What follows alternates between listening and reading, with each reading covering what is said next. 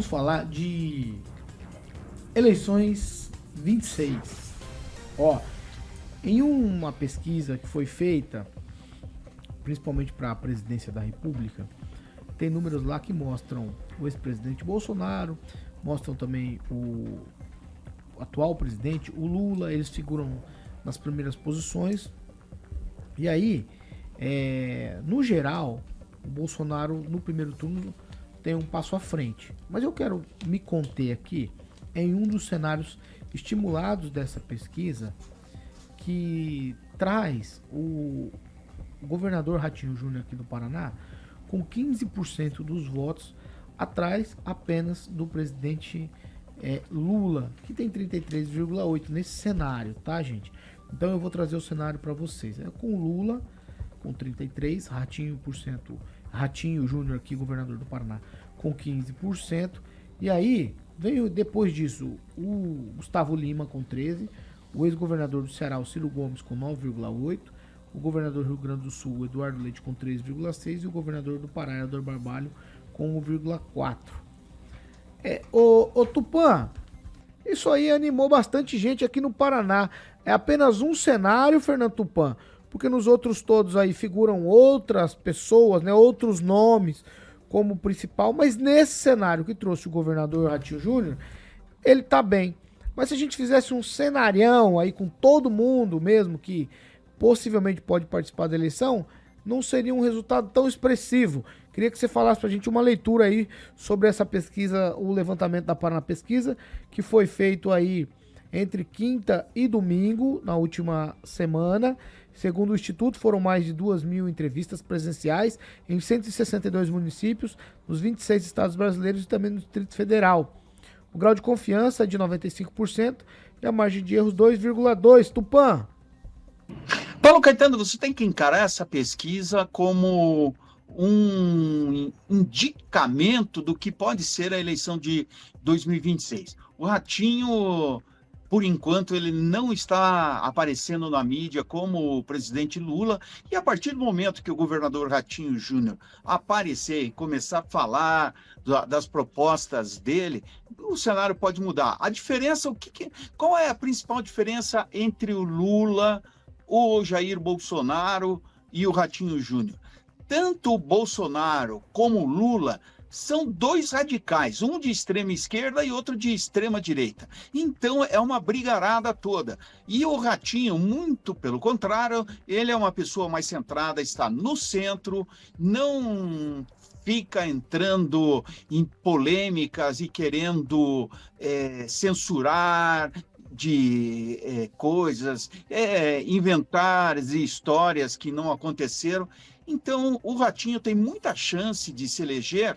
Por quê, Paulo Caetano? Eu vou contar uma coisa aqui em primeira mão, que eu vou dar no meu blog daqui a pouquinho, no blog do Tupã, é que agora, nos dias 27, 28 e 29 de março, o governador Carlos Massa Ratinho Júnior vai lançar a candidatura dele à presidência no Encontro Nacional do PSD, em Belo Horizonte, Minas Gerais, o segundo maior colégio eleitoral do país. Então, isso já está certo. O Ratinho, tudo indica que não vai para o Senado só por uma desgraça que ele vai disputar o Senado. Mas hoje ele é candidatíssimo à presidência da República e Belo Horizonte com Gilberto Kassab abraçando o Ratinho e outros nomes do partido vão levar mesmo Ratinho Júnior para disputar a presidência. Principalmente porque o que está acontecendo nos bastidores, Paulo Caetano?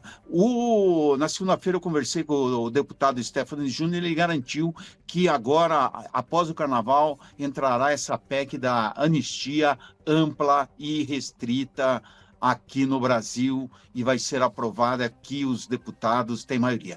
Então o cenário vai estar nesse, Bolsonaro de um lado, Lula do outro e o Ratinho no centro. A população do Brasil vai escolher quem é o melhor para comandar o Brasil entre 2027 e 2030. Paulo Caetano. Daniel Mato naquele tuitão, vai. Paulo, alguns detalhes da pesquisa, né? Primeiro, o Pablo Marçal não participou de nenhuma. Acredito que o desenho, falar especificamente do governador Ratinho Júnior, não é dos melhores, porque em todos os desenhos com outros candidatos, por exemplo, Tarcísio está melhor que ele, Michele melhor que ele, e nos desenhos onde não está o Lula, nem colocam o Ratinho como um possível candidato. E num segundo turno também não aparece ali o Ratinho contra o Lula, o que é estranho, né? Porque tem ele ali, e quando aparece lá embaixo as definições, entre aspas, do segundo turno, também tiraram ele dessa jogada.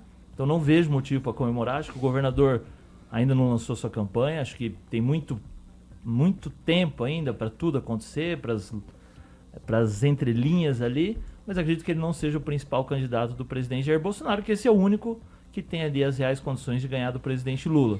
Mas a pesquisa ali também é muito longe, pesquisa retrata o momento não é bom do governo, e seguimos aí. Ô Kim, tô pegando o gancho do Daniel aqui para passar a bola para você. O momento não é bom do governo. Daqui a pouco nós vamos falar da PGR denunciando o Bolsonaro. Essa pesquisa foi feita antes, né? Uhum.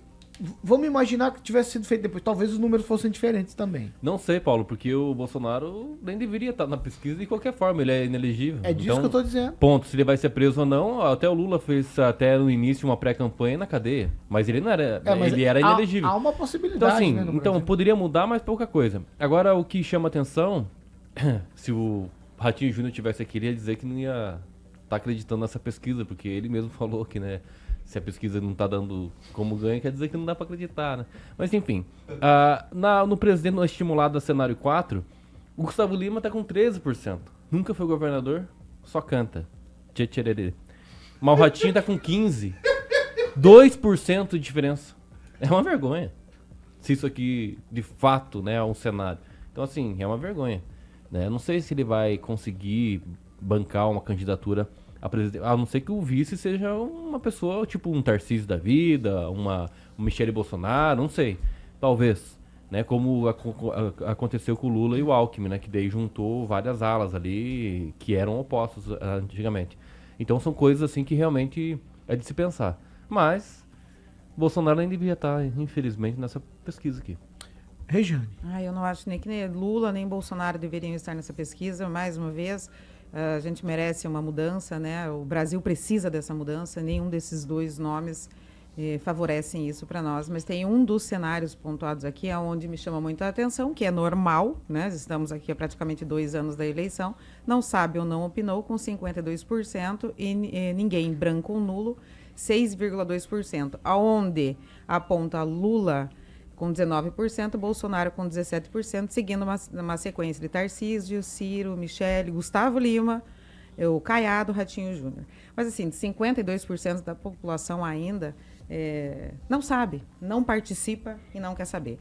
Então assim, gente, pelo amor de Deus, é hora da gente realmente colocar a mão na consciência, tirar Gustavo Lima, como foi colocado aqui, que canta, né, um cantor. Ontem eu trouxe a informação do Wesley Safadão, que foi convidado ao Senado, também é um cantor. E não é brincadeira, o que a gente precisa é realmente que a organização econômica, que um direcionamento ao Brasil seja tomado, porque a gente tenha um crescimento, para a gente viva numa situação sólida e não fique brincando com nomes que possivelmente possam estar aí. O Ratinho Júnior, ele tem desenvolvido um bom trabalho, sim, no Paraná. Eu acredito que ele seja realmente um grande nome.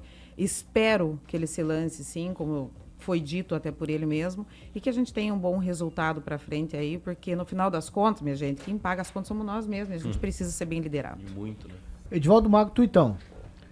Ô, Paulo, um detalhe para se observar aí, além do que a Regiane bem disse, que 52% das pessoas ainda não decidiu, e claro, há 2 anos não poderia ser diferente, mas na espontânea, Ratinho aparece com 0,2%. E quando você estratifica por regiões, o Ratinho não é conhecido fora do Paraná. Então você pega ali na região sul, obviamente ele tem um score um pouco melhor, mas no resto das outras regiões o score dele é bastante baixo. Então ele ainda tem uma enorme estrada aí para caminhar antes de tornar a candidatura dele viável do ponto de vista eleitoral. Ainda tem fronteiras dentro do próprio partido, né, que teria outras prioridades. Essa semana o Tarcísio de Freitas admitiu que está à disposição para ser candidato a presidente, né, contrariando o que ele vinha dizendo.